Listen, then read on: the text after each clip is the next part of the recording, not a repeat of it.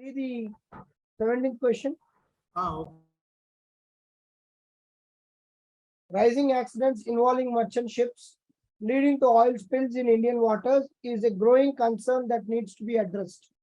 Discuss the impact of oil spills. So basically, you have to give the impact of oil spills, reasons for oil spills, and then solutions for tackling that problem, and then give a way forward. Okay, so give a proper framework. Yeah, what is the framework for 17th question? Okay, so basically, what are oil spills? What are oil spills?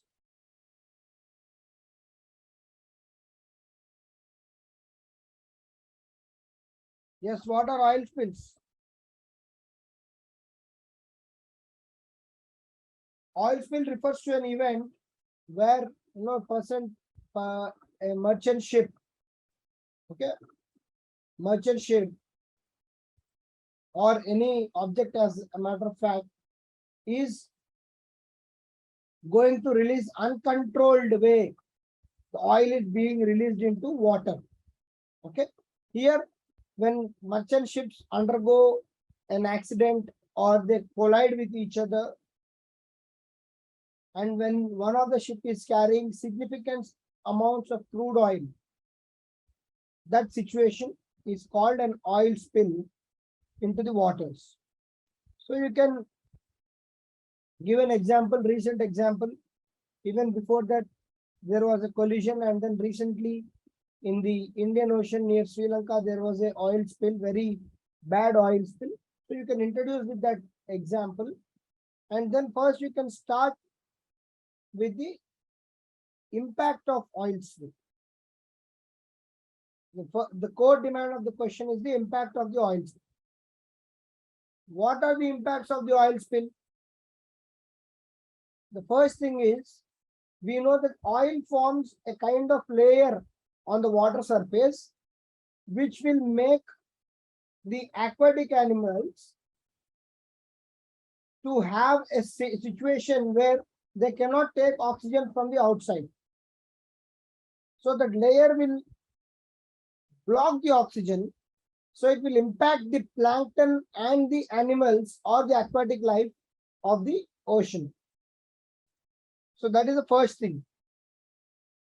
Second thing, if there is an oil spill, the local population is severely disturbed because this oil tends to come to the shore and damage the coastal areas. And second thing,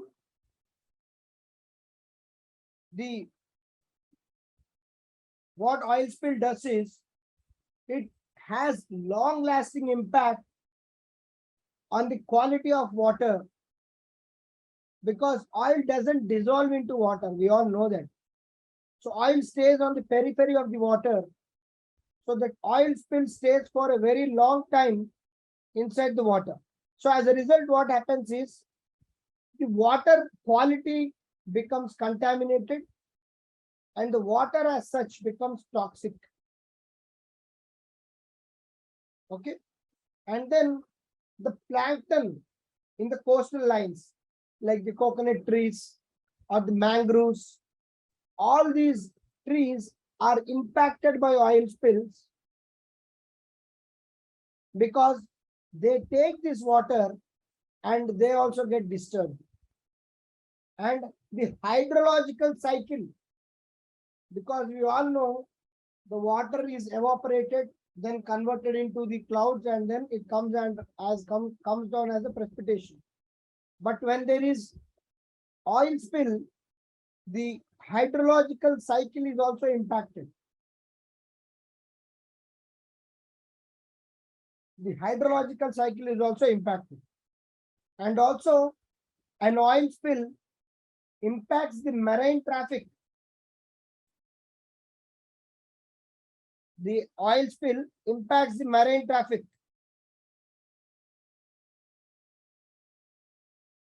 Okay. So all these are impacts of the oil spill. Then what are the solutions? Solutions for countering this oil spills. We all know there is a method of using a bacteria called oil zapper.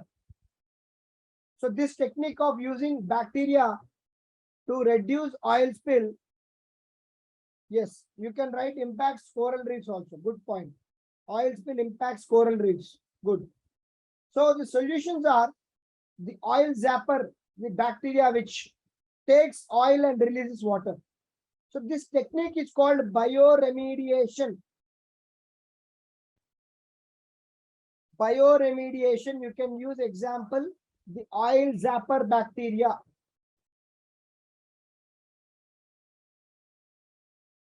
Okay.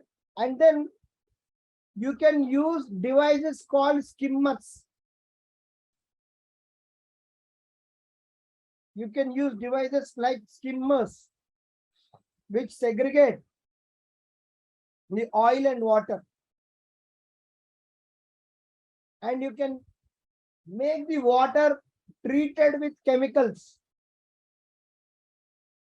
and remove the oil content from the water. And you can have separation. You can separate that oil film by having proper physical barriers before it passes on, because the oil doesn't dissolve into water. It moves on the periphery of the water. You can physically barricade and try to stop some damage to a certain extent. Having said that, oil spills are extremely dangerous in the context of marine life and also marine security. Hence, we need to have proper traffic control and the collision of anti-collision devices for all the merchant ships, and the prevention of the collision of these ships should be ensured, and the international shipping standards should be addressed by all the merchant navy ships so that these kind of disasters will not happen. Clear? First question.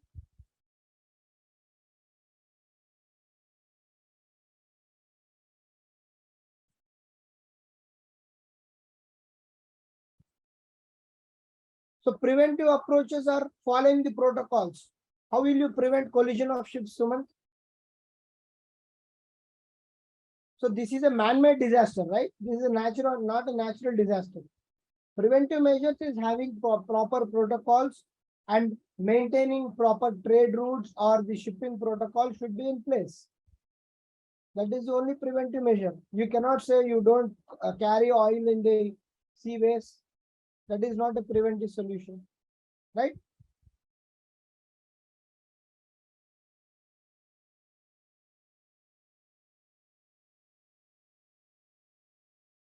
Clear?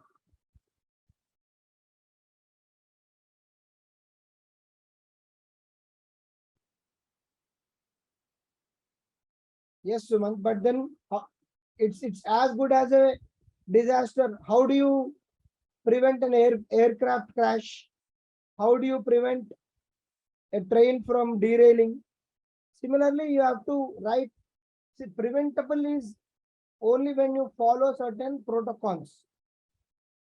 Okay, that is the only solution. And that's why I said we should have anti-collision mechanisms in the ships, so that when the ships approach each other closely, immediately their routes are diverted.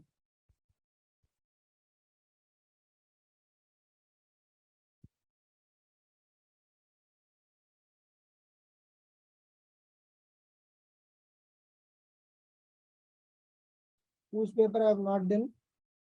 Santa Prasad. Seems like a new name.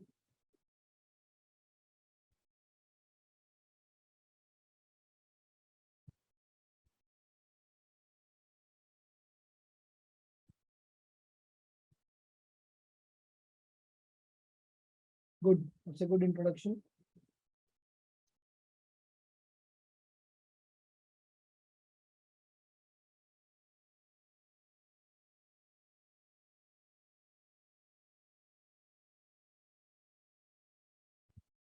You can cut short this. You can, if you have written the reason behind,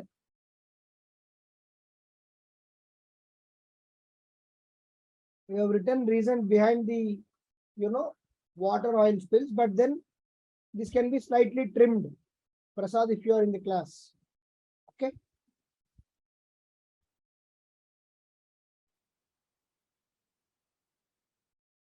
Because this is the core demand of the question. And the core demand of the question is not even causes, it's the impact. This should be coming first, Prasad. So examiner will not be interested in reading all this. He'll straight away look for this particular part. After writing this, if you want, write 1 or 2 points for the causes.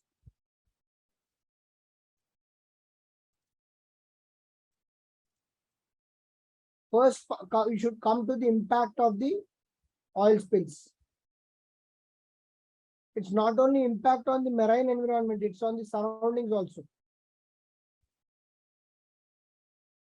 Okay, good. The points are good.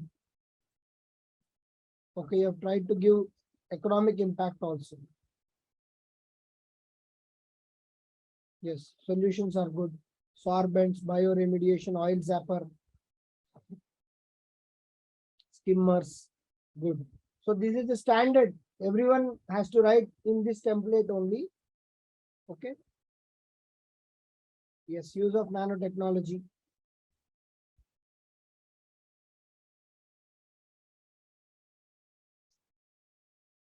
See, you have to try to, in the conclusion, try to give a picture of what are the preventive mechanisms, because we are addressing the issue, what after oil spilling, but what to do from containing oil to spill is a much bigger issue.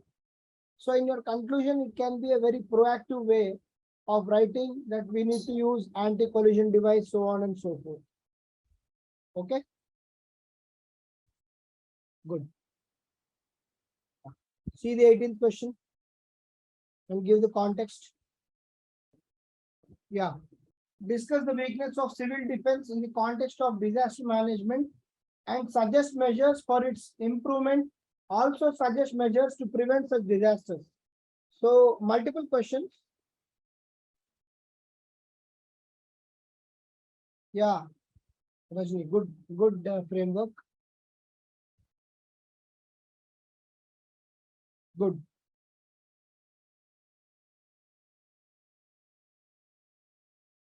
So what are the weakness of civil defense? What do you mean by civil defense as a matter of fact? Who are the civil defense? What?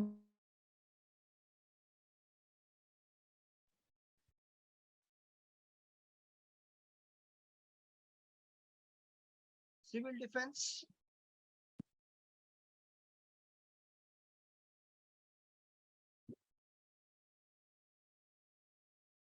Fire officers, police officers are also civil defense only. Okay. Local police. Yes, trained volunteers for emergency evacuations. So basically these are civil defense guys. So the question is, what is the weakness of the civil defense in the context of disaster management? First part. So you have to write the weaknesses, measures for improvement, measures to prevent disasters, and government initiatives, if any, and then conclusion. So be careful with regard to these kind of questions, because you might have thought that you have written the entire answer, but there is a possibility that you may skip some part of the question and ultimately you may not receive the full marks or the best marks for this particular question. Okay. So what is the first thing? In this context, you have to give who are the,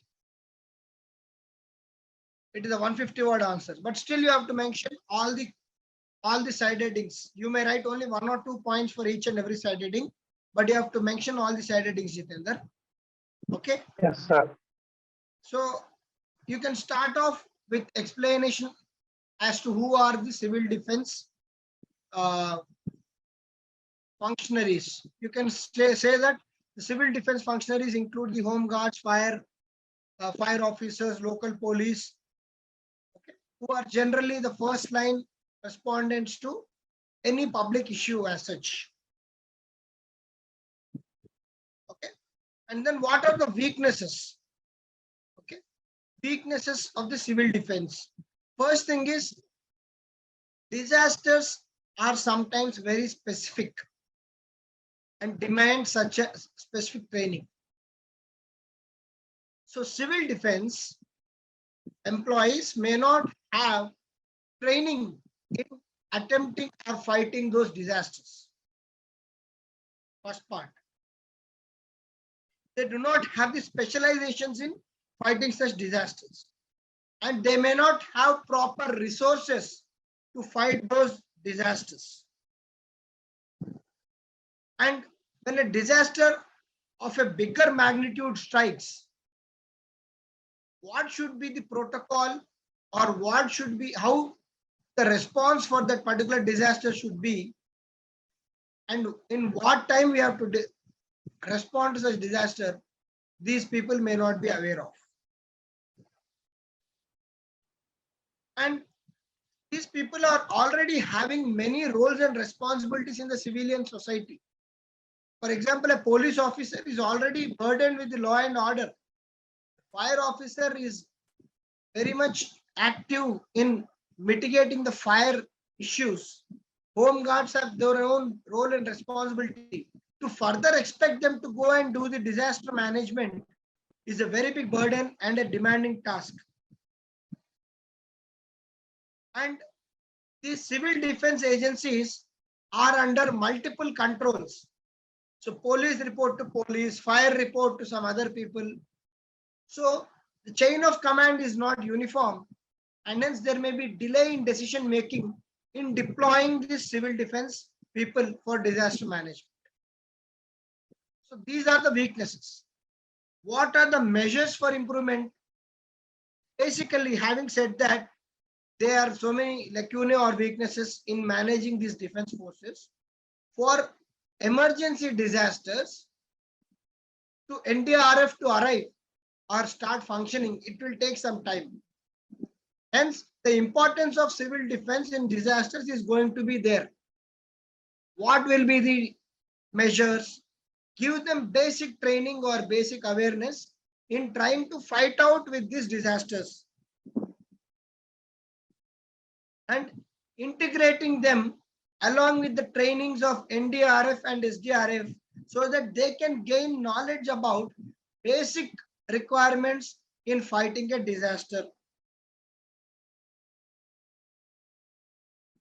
And having a proper civilian disaster force in lines of NDRF so that before they arrive, these people will start functioning and helping people around. And finally, they can help in awareness generation among the people. So what are the measures to prevent such disasters? What are the measures to prevent such disaster is, first, having proper awareness. Again, same, having proper zonation, providing better resources, and this use of technology in anticipating the disasters, equipping the disaster response force with sufficient resources infrastructure.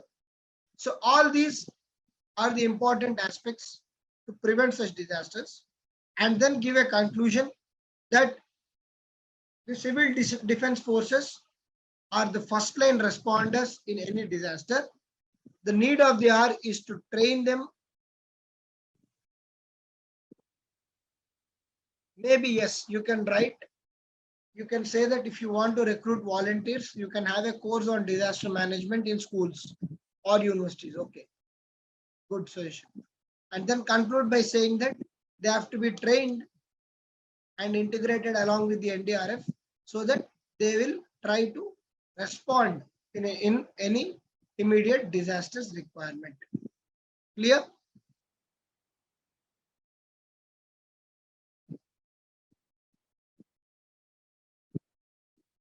Who has written this?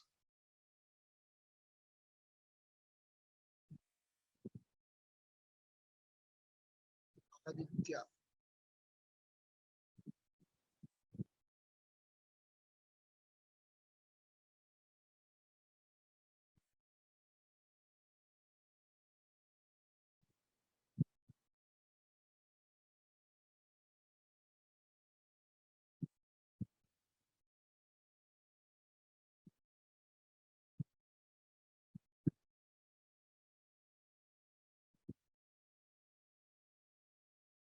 Okay, good points.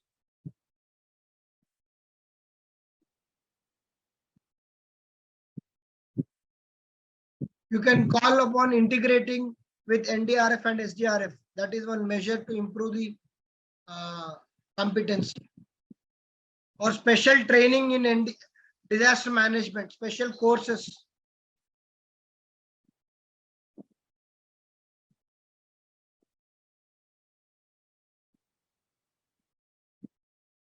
Good.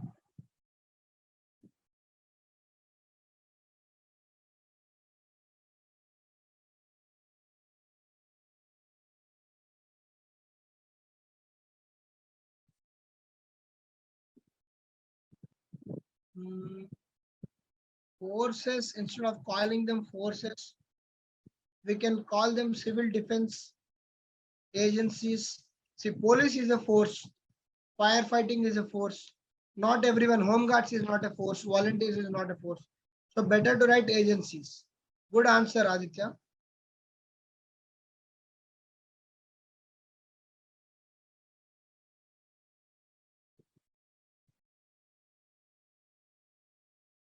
See the 19th question.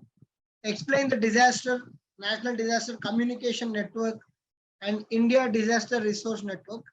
Do you think both the terms are merely proverbs in India's approach towards disaster management? See the 19th one. Very factual question, I would say. I don't think such questions will come in UPSC, but just try it. So see the question. Explain National Disaster Communication Network, Ndcn, and IDRN, Indian Disaster Resource Network. Do you think both terms are merely probes in India's approach towards the disaster management? So first, explain what is Ndcn, then IDRN, then if there are any similarities or if there are any differences, and what is their aim and objective, and finally conclude. Okay. So that is the demand of the question. How they can be improved is the question. So basically, what is this National Disaster Communication Network, Ndcn?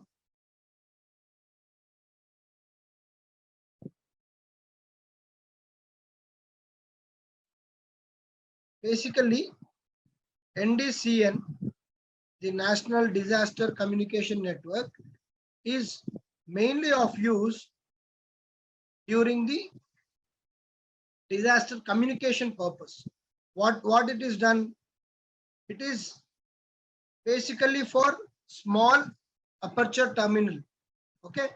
What it does is it provides safe communication infrastructure during the disaster. Especially, it will be helpful when the natural or the communication system fails in that particular area. This communication network will help in bringing the communication towards the people through emergency response. Okay? It will bring the communication through emergency response. That is the main role of Ndcn. It is fail safe. Yes. Yes, Prasad. basically your other sources of communication may fail, because obviously disaster when it strikes, the other source of communication may fail, but this NDCN will ensure that emergency response or the emergency communication with that area is maintained. Okay. Then what is this IDR in Indian Disaster Resource Network? Okay, basically what it will try to do is it will help in the decision making of the disaster fighting agencies. Okay, basically it will allow the disaster fighting agencies to take the decisions, and hence the India Disaster Resource Network, it will give various options or various solutions for fighting that particular disaster. So whatever is the disaster or the emergency situation, the decision making will be enabled by this particular network. So out of so many examples or the database which is available with the officers or the nodal agencies to take the disaster management decisions, this IDRN will help to take a particular logical and a rational decision in that context. So that is the main role of these both particular networks.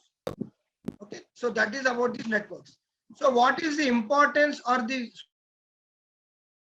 scope for? Firstly, what are the issues? What are the issues? Basically, the NDCN or the IDRN has too many agencies on board, and that has been the unfortunate issue with regard to the disasters in India, that there are many agencies involved in particular decision making, and hence the lacuna is too many agencies are involved and it impacts the decision making. Okay, and then when the decision making is delayed, the implementation is delayed. While there is focus on the networks or the communication, what should be the alternate way of communication during disasters? It has to be evolved. And then finally, the poor connectivity or the poor integration of these networks with the local administration. Because who is the one who is fighting the disaster? The local administration is the one who is fighting the disaster. If they are not properly in sync with these particular networks, then the issue is that there is a lack of synergy or the integrated approach in fighting the disaster. So what should be done? What should be done is there should always be alternate ways of communication for any disaster prone area, because now that we are doing zonation mapping, you should have proper disaster management approach and alternate means of communication, number one. Okay, and then trying to use more of radio waves and other based networks which can help the disaster prone areas, and then having all the agencies under one umbrella. Again, you can give a solution of having exclusive focal point or single point of contact for fighting the disasters. Okay, so all these are solutions, and then on this, then you can close by giving the way forward. Clear? Who has written this question?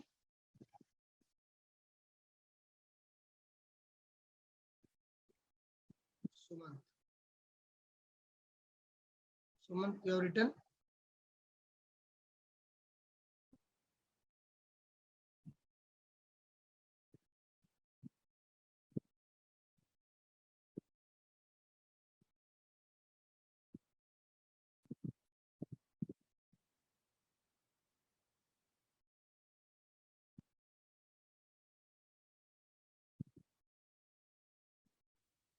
Yes. Basically, the involved technology. Yes, because they use radio waves and telecommunications.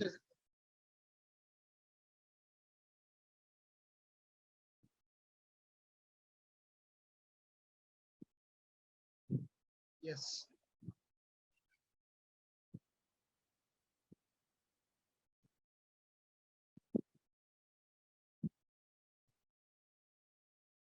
You can write that it helps in enabling the disaster management forces to take a proper decision, IDRN.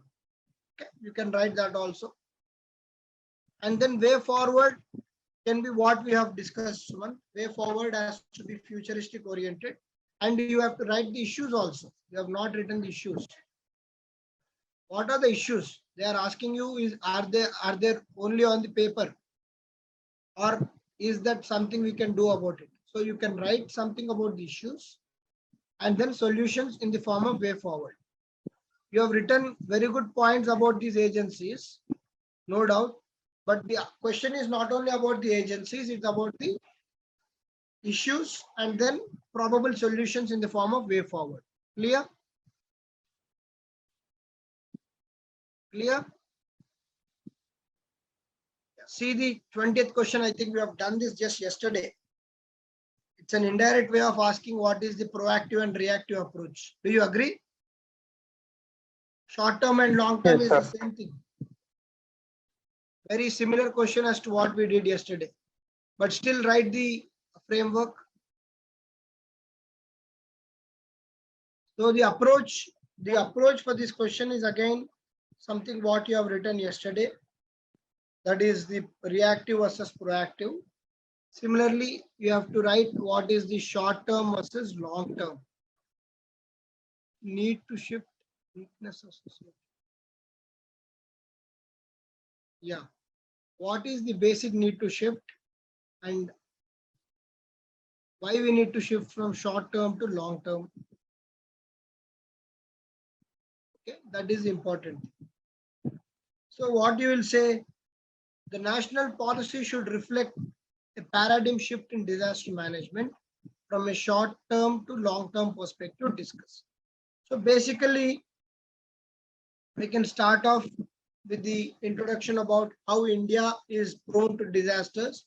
Being in a certain geography, India is obviously prone to many disasters, and the need to move towards the disaster centric approach is need of the hour.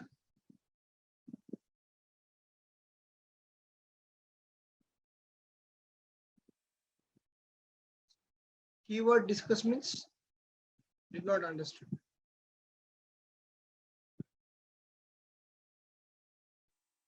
What do you mean by keyword discussion, Aditya?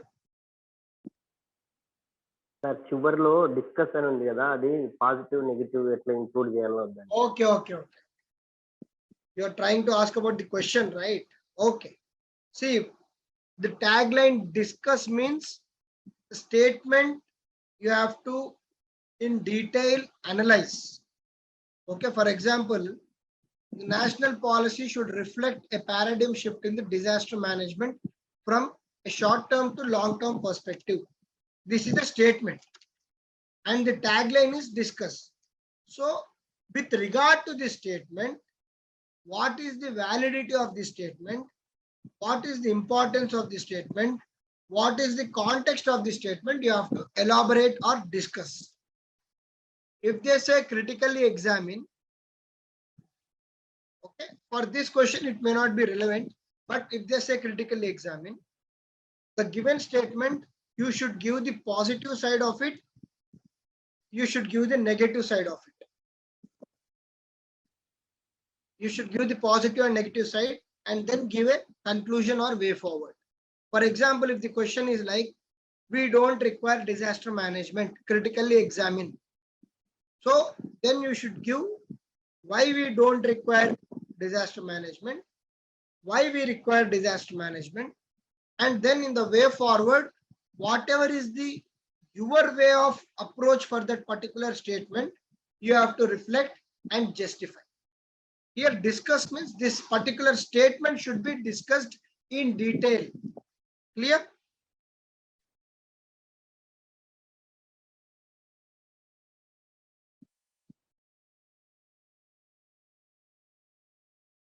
Okay, so in this context, you can introduce by saying how India is prone to disasters, and then start off by the need for shift in the national policy. Then you can start off saying that now India is becoming more proactive in the approach. Instead of response and recovery, now we are concentrating more on prevention and mitigation part of the disaster management. We have come up with the CDRI, Coalition for Disaster Resilience, and then we have come up with many organizations, or we are the first country in the world to have a national disaster responsive force. And then we have NDMA Act. Okay, so we can write about all those. And then we are actively persuading the zonation part. So what is from a short term to long term perspective? So we are moving towards the India should reflect from a short term to long term. So when we are discussing about the long term initiatives, we have to concentrate more on the prevention and the mitigation part. So then you say need for the long term perspective is the prevention and mitigation, which the zonation, for example, zonation of earthquake prone zones, zone 2, 3, 4, 5. You can give an example of earthquake and draw a small diagram of India map and represent the zones and say, if we are able to do like this, this is a long-term perspective. The short-term perspective is the response and recovery, which now we have almost mastered. Okay, let's be honest. If today, if there is a cyclone, the local administration also is well equipped to deal with such cyclone. At least we are not hearing about the human loss in the cyclones. So with regard to many disasters, now we are in a better position to handle them. So short term wise, we are already in a commanding position to handle the disasters. The way forward is to further reduce the impact of the disasters, for which we have to have capacity building, trained personnel, integration across forces, and then finally you can conclude by saying we should have a nodal agency for having disaster response.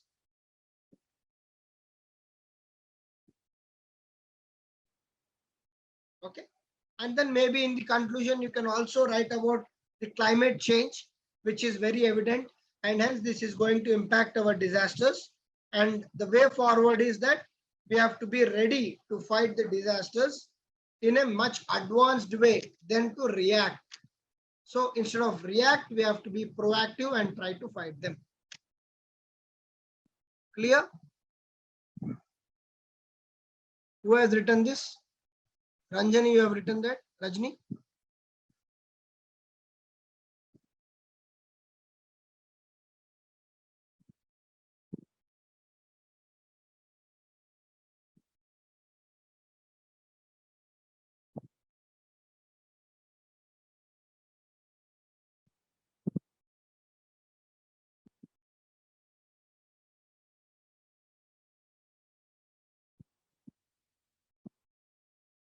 Why is it not getting downloaded?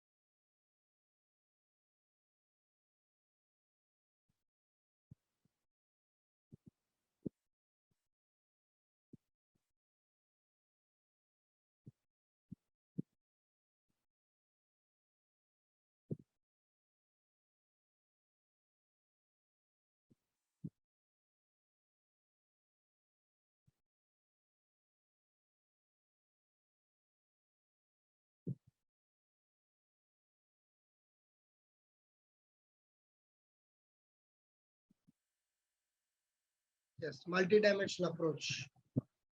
Yes, postmortem, no institutional mechanism, paradigm shift. Yes, we have come up with many institutions to fight disaster. We have proper funds, disaster management funds.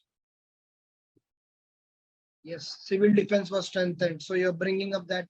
Yes, disaster risk indexing. Signing off, yes, Sendai framework.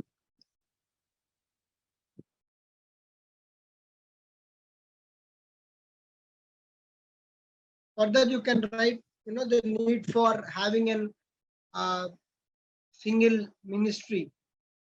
You have written separate disaster ministry in the conclusion. Yes.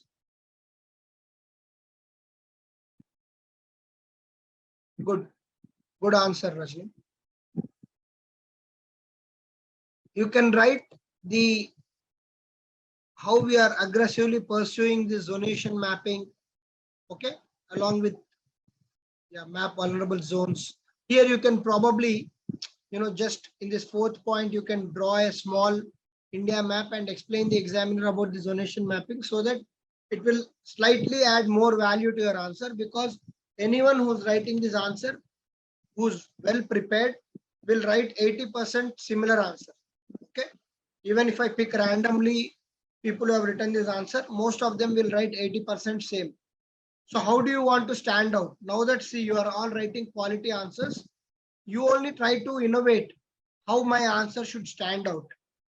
Okay, I am sure after seeing your points, if I pick up randomly anyone's answer, at least 80% will match. Okay, except for 1 or 2 points here and there, anyone must have written similar points. Now, out of these similar points and similar answers, how do you want your answer to stand out? So that is the next phase of planning answer writing. In this context, you should slightly try to draw some diagrams, give certain examples, current affair oriented examples. So when you do that, okay, when you do that, if there is some any innovative practice, so use of supercomputers in trying to monitor the cyclones. So that is the very practical and recent example.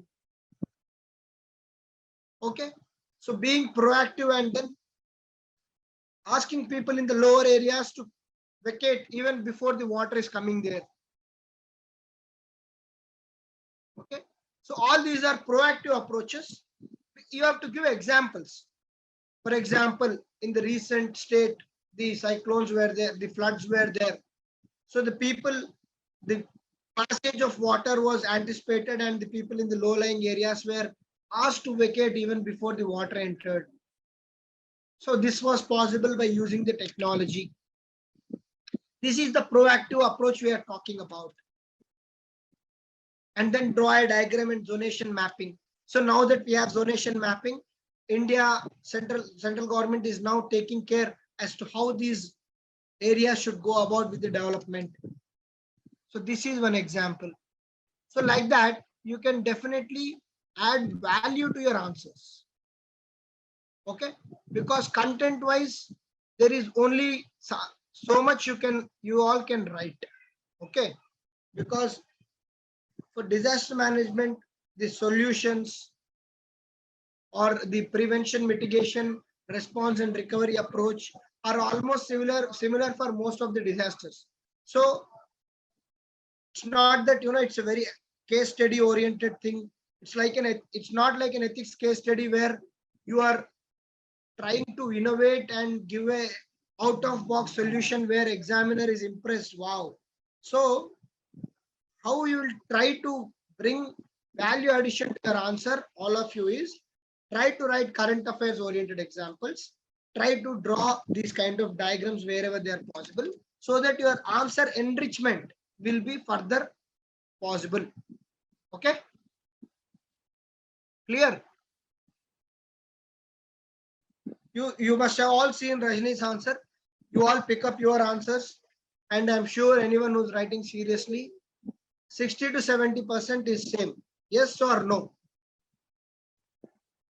I've not seen all the answers, but I can say confidently that whatever Rajni has written, most of you must have written same thing. Sriram? Sumant, yes, he is saying yes. What about you, Sriram? Is there in the class? Jitender? Yes, sir. So, do you agree that content-wise, whatever she has written, most of you must have written the same?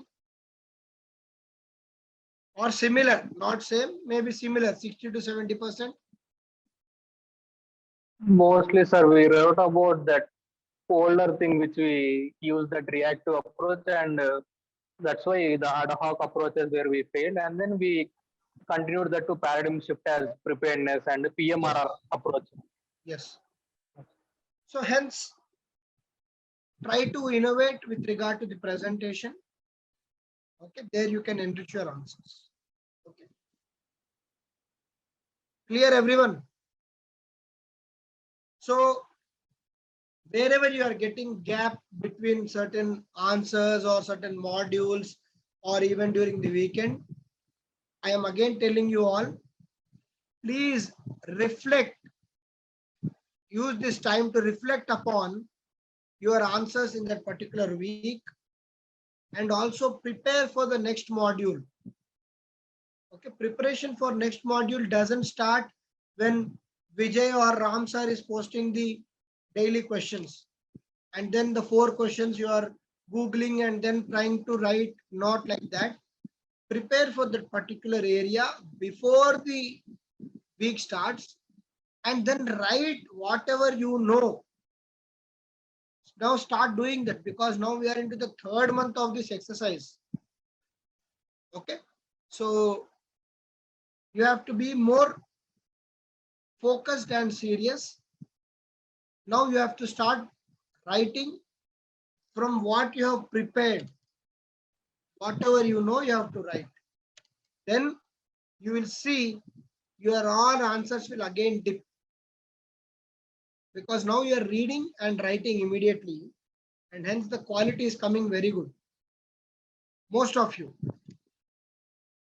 But when you, for example, randomly, if I put you a question on some topic which you have not prepared, there the challenge is. So when you prepare, for example, next week we are having history. You prepare now, you just prepare and write whatever you have prepared without reading on the day of the exam. Exam means on the day of 4 questions which are being given to you. Then you will see that you are slightly struggling in arriving at the framework or writing the actual answer.